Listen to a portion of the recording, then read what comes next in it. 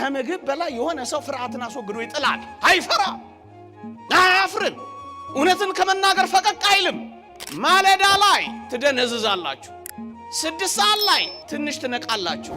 ሳትበሉ ትንሽ ከቆያችሁማ ነገሩ ሁሉ የሚገለጥላችሁ ትሆናላችሁ። ጥርት ይላል ነፍሳችሁ። ምግብን የሚተው ሰው ወይም ምግብን በጾም ምክንያት መተውን የሚለማመድ ሰው ወገኖቼ ይህን ዓለም ለመተው ቅርብ ነው የሚሆነው። እደግመዋለሁ፣ በጣም ቅርብ ነው የሚሆነው ይህን ዓለም ለመተው። ሁላችንም ምግብ ላይ ትኩረት ስላደረግን ነው የደከምነው። ምግብን መናቅን መልመድ የምንጀምረው እንዲህ አይነት የጾም ጊዜያትን ከዓለም በላይ እንሆናለን። ማሸነፍ ከፈለጋችሁ በኮስሞቲክስ ብዛት አይደለም እናሸንፈው፣ ነፍሳችንን በጾም በማስዋብ ነው። ይሄው የሚነግረን እሱ ነው። ያለምንም ጥርጥር ሁላችንም አንድ ደግሞ ተጋድሎ አለብን ወገኖቼ፣ ክርስቲያን እንደመሆናችን ይልቁንም ደግሞ ከዛ ከፍ ብሎ ኦርቶዶክሳውያን እንደመሆናችን ከአጋንንት ጋር ገባንም አልገባንም ወደድንም ጠላንም ውጊያ ውስጥ ገብተናል። ደም ተቃብጠናል። ትግል አለብን። ከሰማያውያን ሰራዊት ጋር ተጋድሎ ይዘናል። ታዲያስ በምን ልናሸንፈው ይገባል ወገኖቼ? የሚታገሉን አጋንንት አይናቸውን ትኩር ብለው ቢያዩ ሊያጠፉ የሚችሉ መናፍስት እንዳሉ አታውቁ? ታዲያ ብቻችን እንዴት እንችላቸዋለን? ዝም ብለን እየተዋጋን ይሆን እየወደቅን ያለ ነው? የሰራዊቱን አለቃ ከኋላ አድርገን እኛ ፊት እየሮጥን ይሆን እየወደቅ ነው? የታል እጃችሁ ላይ የምር መሳሪያ? እንዲህ ይላል ማር ይስሐቅ፣ ክፉ ባላጋራ ሰይጣን ከሰው አንዱን ጾም ሲጾም ያየው እንደሆነ ይፈራል። ጌታ በቆሮንቶስ ገዳም ያሳፈረውን ማፈሩን የነሳውን ድል መንሳቱን ያስበዋል። ሊቀ ካህናት ከሚሆን ከጌታ በተሰጠን በጾም ኃይሉ ትደክማለች። ከዚህ ከጾም የሚጸና መንጋሻ አለ። ከአጋንንት ጋር ለመዋጋት ለልቦና ጽናትን የሚሰጠው እንደ ጾም ያለ ምን አለ? ይኸውም ክብር ይግባውና ክርስቶስን ለማገልገል መራብ ነው ይላል። እና በምን ትዋጉታላችሁ? በንጹህ ጾም ካልሆነ እንዴ? ነቢዩ ዳዊትስ ያለውን አልሰማችሁም? አጋንንት ሲያስጨንቁኝ ማቅ ለበስኩ፣ ነፍሴንም በጾም አደከምኳት፣ ጸሎቴም ወደ ብብት የተመለሰ ይላል። አጋንንት ሲያስጨንቁኝ ማቅ ለበስኩ። አጋንንት እየተዋጉን ነው፣ ምንም ጥርጥር የለውም። የጨለማው ገዢ ዓለምን ሊቆጣጠራት እየቀረበ ነው፣ ምንም ጥያቄ የለው። አንበሳ ሊውጠን በዙሪያችን እየጮኸ ነው፣ ምንም ጥያቄ የለው።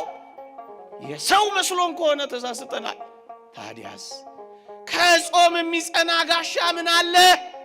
ለመዋጋት ስለምን እንጾማለን? ለተጋድሎ። ስለምን እንጾማለን? ለመመለስ። ስለምን እንጾማለን? ራሳችንን ለማዋረድ። ስለምን እንጾማለን? ሐዘናችንን በእግዚአብሔር ፊት ልንገልጥ። ኦርቶዶክሳውያን ይዘናቸው ልንሄድ የሚገቡን ጥቂት ቁም ነገሮች ከነዚህ ጋር አንዳንድ ሐሳቦችን ልጨምርላችሁ። አንደኛ፣ አደራ ብዙ በመመገብ እንጂ በመጾም ክርስቶስን ለማገልገል በመራብ በምናደርጋቸው የአጽዋማት ጊዜያት በመራባችን በመጾማችን ደካሞች እንዳንሆን ልንነግራችሁ እንወዳለን። ብዙ መብላት እንጂ ሕዋሳትን የሚያደክመው ብዙ መጾም ሕዋሳትን አድክሞ ያውቅ። ዓለሙ ገልብጦ እንዳይነግረን እኛም በዚህ ሁኔታ እንዳንረዳው ነው። በጣም ብዙ የተመገቡ ሰዎች አይደሉምን በበሽታ የተጠቁት ሕዋሳቸው የደከመው ነው እኮ። እይ ወገኖቼ፣ ከዳን እስከ ቤርሳቤ የገዛው ንጉሥ ዳዊት ብርቱ ጿሚ እኮ ነበር። ቅድም አነበብኩላችሁ አይደለም? ሰውነቴ ቂቤ በማጣት ከሳ ያለው እሱ አይደለ? ነፍሴን በጾም አስመረርኳት ያለው ከዳን እስከ ቤርሳቤ የገዛው ንጉሥ ዳዊት አይደለ? አያችሁ፣ እንዲህ አይነቱ ብርቱ ንጉሥ በጾም ነው ብርቱ የሆነው። በጾም ትነግሳለህ ክርስቲያን ሆይ። እንዴ ከለዳውያንን በደንብ አድርጎ ተጽዕኖ ያሳደረባቸው ደግሞም የተቆጣጠራቸው ነቢዩ ዳንኤል እኮ ጿሚ ታራሚ ነበር ወገኖቼ። የሚጾም ሰው ደካማና ልፍስፍስ የሚሆን እንዳይመስላችሁ። እዩ፣ ነቢዩ ዳንኤል በዚያ በምርኮ ምድር በሀገሩ ልማድ ሽቶ እየተቀባባ አይደለም ድል ያደረገው፣ እየጾመ ነው ያሸነፈው። ማሸነፍ ከፈለጋችሁ በኮስሞቲክስ ብዛት አይደለም እናሸንፈው፣ ነፍሳችንን በጾም በማስዋብ ነው። ይሄው የሚነግረን እሱ ነው። በጥበብና በማስተዋል የበለጸጉት በራእዮችና በህልሞች የዳበሩት እነዚያ ሶስቱ ሕፃናት በላተኞች እንዳልነበሩ አታስታውሱ? የበላና የተማረ እንግዲህ ሞክሩት። ሊሆን ይችላል አንደኛው። ግን እውነቱን እንነጋገር ከተባለ እንደ እግዚአብሔር ቃል አስተዋዮች፣ ጥበበኞች፣ በጣም ንቆች የነበሩት በጣም ብዙ የሚበሉት አይደሉ። እንዳትሳሳቱ። እደክማለሁ፣ ላንቁሶ ሆናለሁ፣ እልፈሰፈሳለሁ እንዳትሉ። መንፈሳችሁ ንቁ የሚሆነው በጾማችሁና በተራባችሁ ቁጥር። ማለዳ ላይ ትደነዝዛላችሁ፣ 6 ሰዓት ላይ ትንሽ ትነቃላችሁ። ሳትበሉ ትንሽ ከቆያችሁማ ነገሩ ሁሉ የሚገለጥላችሁ ትሆናላችሁ። ጥርት ይላል ነፍሳችሁ። ወገኖቼ ጾማችንማ እውነተኛ ሲሆን መክሳት የለውም፣ ወፍረዋል። መጥቆር የለውም፣ አብርተዋል። መደንዘዝ የለውም፣ ንቁ ሆነዋል። አልደከሙም፣ በርትተዋል። እውነት እንነጋገር ከተባለ በአጭር ያልተቀጩት ብዙ ዘመን የጠገቡት እኮ ጾሚዎች ናቸው። አባ ጳውሊ ከ100 ዓመት በላይ፣ አባ አንጦንስ ከ90 ዓመት በላይ፣ አባታችን አባ ዜና ማርቆስ ከ140 በላይ ጾሚዎቹን የሰነበቱት። በላተኞቹስ እሱንማ ታውቁታላችሁ። ምኑን ነግራችኋለሁ። ለዚህ ነው የእግዚአብሔር ቃል ስደክም ያን ጊዜ ኃይለኛ እሆናለሁ ነው የሚለው። መንፈሳዊ ሰው ሲደክም ኃይለኛ ነው የሚሆነው። እጁ ኃይለኛ ነው የሚሆነው። ይጸልያል። ቃሉ ኃይለኛ ነው የሚሆነው። እሳት ይተፋል። እኛ በቁም ነገር የምር ያዝነው ስለማይመስለን እኮ ነው። ይኸውላችሁ ወገኖቼ በጾምና በጸሎት መድከም የለም። ለምን? ስንጾምና ስንጸልይ ጌታችን አብሮ ከኛ ጋር መስራት ይጀምራል። ከእግዚአብሔር ጋር ሆኖ ማን ይደክማል? ከእግዚአብሔር ጋር ሆኖ ምን ይሰወራል? ከእግዚአብሔር ጋር ሆኖ ማን ይሸነፋል? እግዚአብሔር ከእናንተ ጋር እንዲሰራ ከፈለጋችሁ እናንተ በጸሎትና በጾም ድከሙ። ሌላ አንድ ነጥብ ልጨምርላችሁ። የምር እንደው ሰፋ አድርጋችሁ እነዚህን ጊዜያት ጠለቅ ብሎ ማሰብ ከተፈለገ እነዚህን ነገሮች ልጨምርላችሁ። እዩ። ምግብን የሚተው ሰው ወይም ምግብን በጾም ምክንያት መተውን የሚለማመድ ሰው ወገኖቼ ይህን ዓለም ለመተው ቅርብ ነው የሚሆነው። እደግመዋለሁ፣ በጣም ቅርብ ነው የሚሆነው ይህን ዓለም ለመተው። ወገኖቼ የዓለም ትልቁ አጀንዳ የምግብ ሰብል አይደለም። ፉከራውን ሰሙት ይችላላችሁ፣ ወይንም ትክክል ሊሆን ይችላል። በዓለም እይታ በዓለም ላይ የመጀመሪያው ቁጥር 1 አጀንዳ በምግብ ሰብል ራስን መቻል። ምግብ ነው ዋናው ነገር። በልተሃል፣ በልተሻል።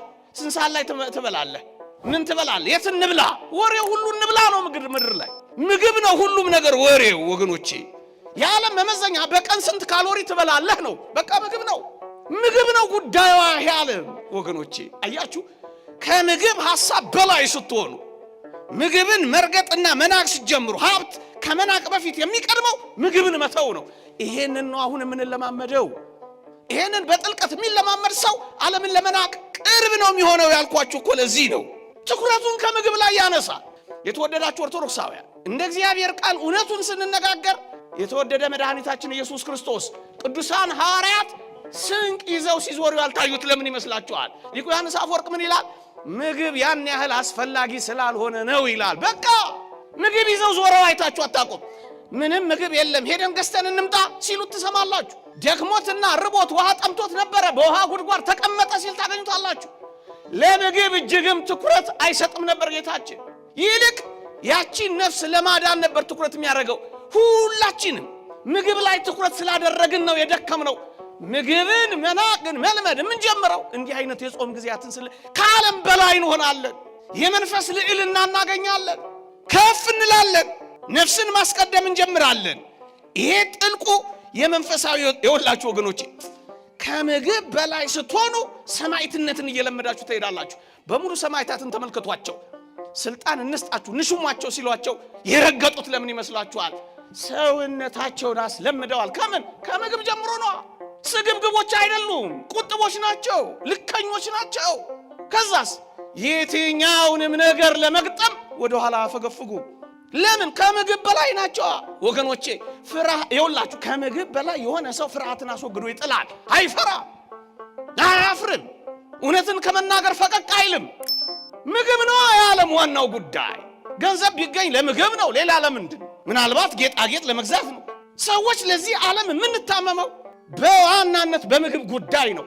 የእውነተኛ ጿሚዎች ስንሆን ግን ከዚህ ሐሳብ በላይ ነው ምን ሆነው